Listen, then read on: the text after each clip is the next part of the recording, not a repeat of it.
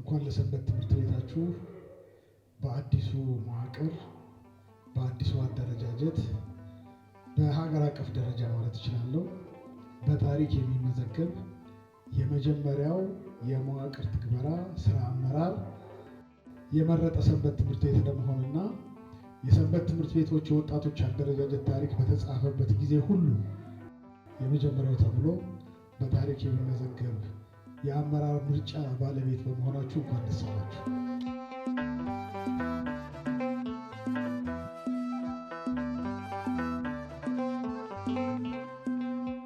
ሰንበት ትምህርት ቤት እናት ያገኘንብሽ ሕይወት ባንቺ ያደገ ልጆችሽ ፍቅረ እግዚአብሔርን አየንብሽ።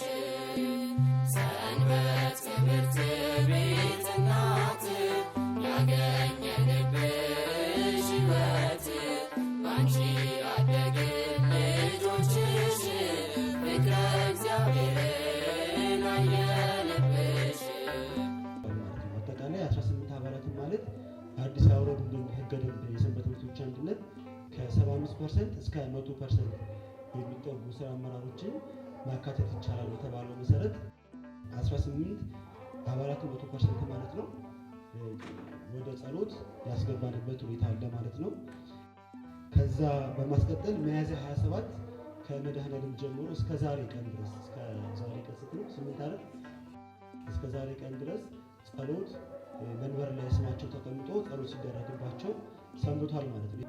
የሚበጁትን ለቤተ ክርስቲያናችን የሚበጁትን ለአንድነታችን ለፍቅራችን ለሰንበት ትምህርት ቤታችን መብዛትና ለሰንበት ትምህርት ቤታችን ለተጀመሩት ስራዎች ሁሉ መከናወን አንተ ይሆናሉ ያልካቸውን እንድታስቀድምልን እንለምንሃለን።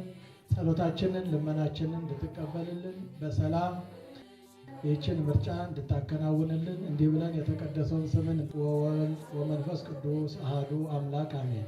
በስመ አብ ወወልድ ወመንፈስ ቅዱስ አሐዱ አምላክ አሜን። እግዚአብሔር ይባርክልን። የደስታችን ምንጭ ዘመርንብሽ እግዚአብሔርን ያወደስን አባቱ ስም ግርማ ይሁን።